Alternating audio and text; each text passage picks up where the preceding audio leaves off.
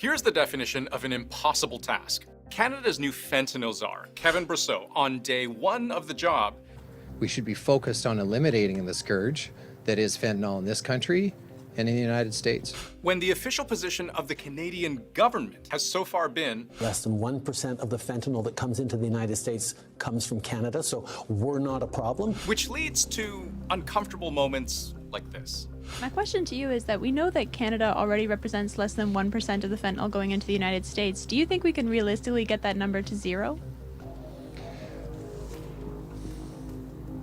Getting the number to zero is in fact a goal. Because if you're him, you know your job is to help pacify the President of the United States and his allies who believe the fentanyl coming through Canada is massive. You know that the labs in Canada are run by Mexican cartels. Canada's become a safe haven, basically, for mass casualty criminals. So how do you solve a problem that your administration has been trying to argue is not so big a problem, to the satisfaction of the most powerful man in the world who says it is a problem? Canada's new fentanyl czar will have to contend with border security, international drug cartels, and legal barriers that all work together to make fentanyl such an intractable problem. Let's try to understand. So let's start with the border and how much of it is Canada's problem to solve. You may have heard this number by now, 19 kilograms.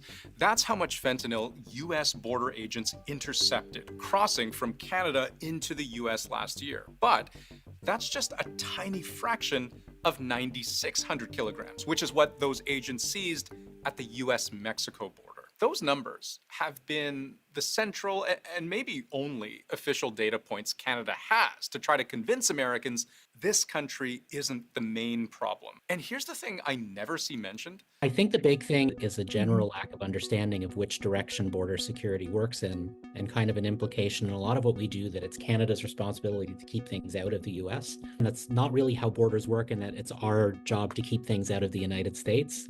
They're in charge of their own border sovereignty. And consider how unequally the US treats its own border security, north versus south.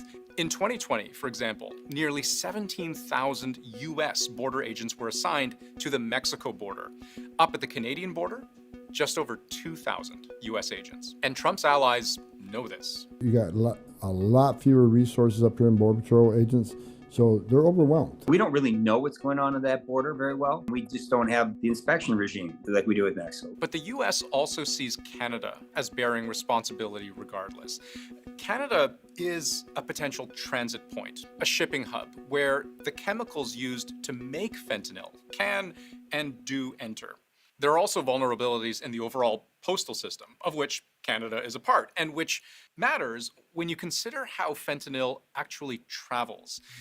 The amount of fentanyl required to create one dose for a user is extremely small, measured in millionths of a gram.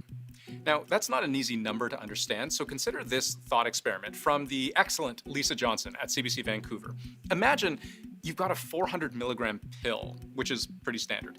If you cut that up into 400 pieces, each one would be 1/1000th of a gram. Cut that same pill up into 400,000 pieces. Now we've got millionths of a gram.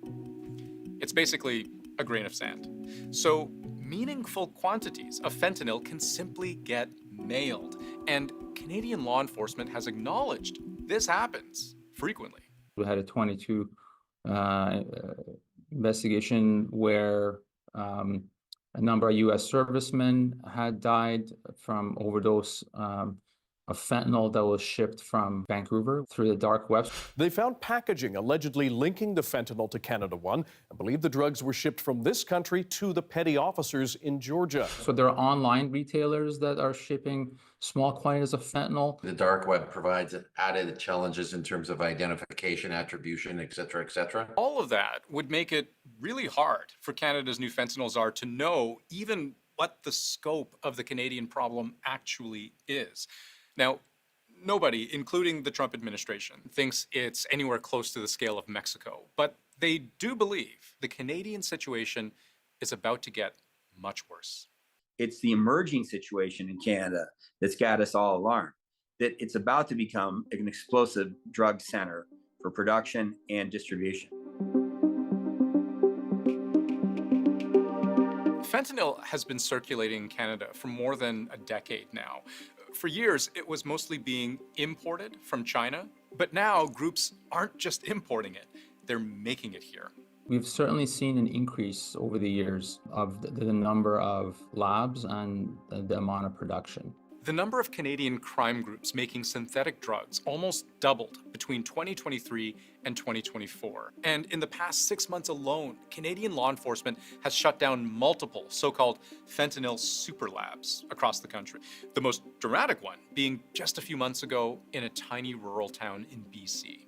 The RCMP said that they have dismantled the largest, most sophisticated drug super lab in Canada.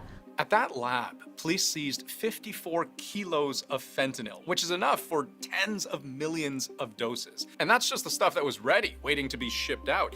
Investigators say this lab had enough source material and equipment on hand to triple that output.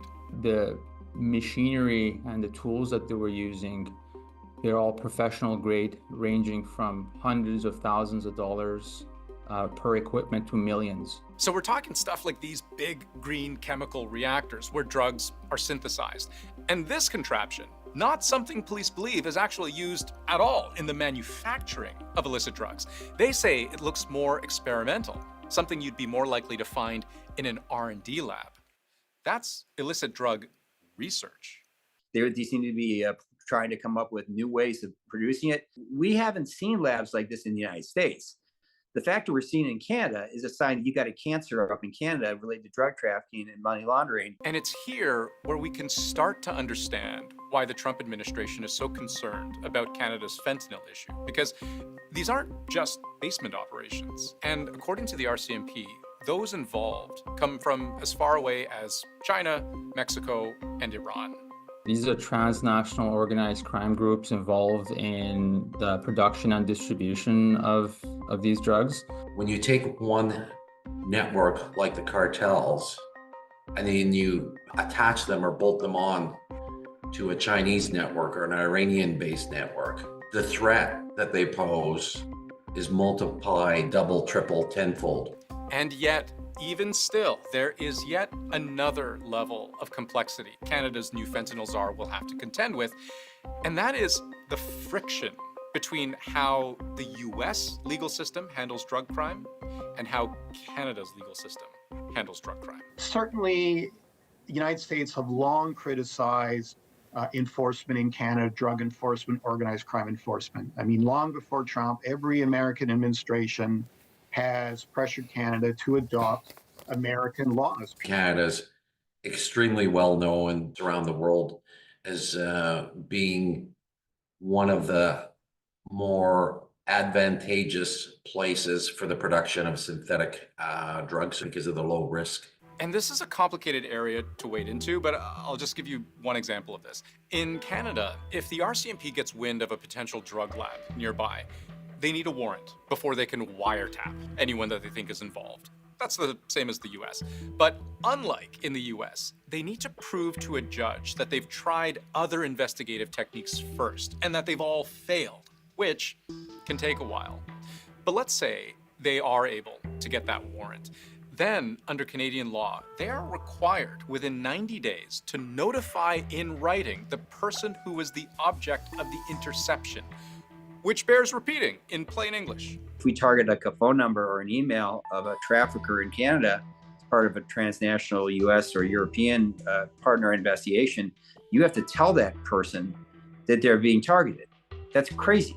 We have very restrictive privacy laws in Canada that make it very difficult. In the US, on the other hand, the DEA or the FBI can wiretap a suspected drug producer, collect surveillance for months, never tell them, and then use that information later in other cases. But let's keep going one step further. Back in Canada, if the RCMP lays charges on this person that they've targeted, who they may have had to notify, they also have a legal duty to disclose all relevant information to the defense before they go to trial. That's so the defense can properly prepare. But it means all evidence police have against their suspects, so call logs, witness testimony, reports from informants, even if they don't intend to use this evidence at trial. Major operation that has many suspects, you're looking at hundreds of thousands of documents. So the problem this raises, according to Canadian law enforcement, is when you're going after a whole network of people, all of this disclosure can actually tip off the other suspects involved, giving them time to change their numbers, move their lab, or even leave the country before police can catch them. Which basically makes it impossible to deal with many of these more sophisticated investigations. And it just makes it untenable to work with our American counterparts on many of these files. We have trouble working with you on complex investigations given your Stinchcomb disclosure rules. And that word, complex, is worth underlining here, because what I've been trying to do is to give you a snapshot of that complexity and where it begins. But actually wading through all of this is more complicated. And that is the job of Canada's new fentanyl czar, to help solve a problem for which Canada is being blamed, but that neither country has yet managed to solve.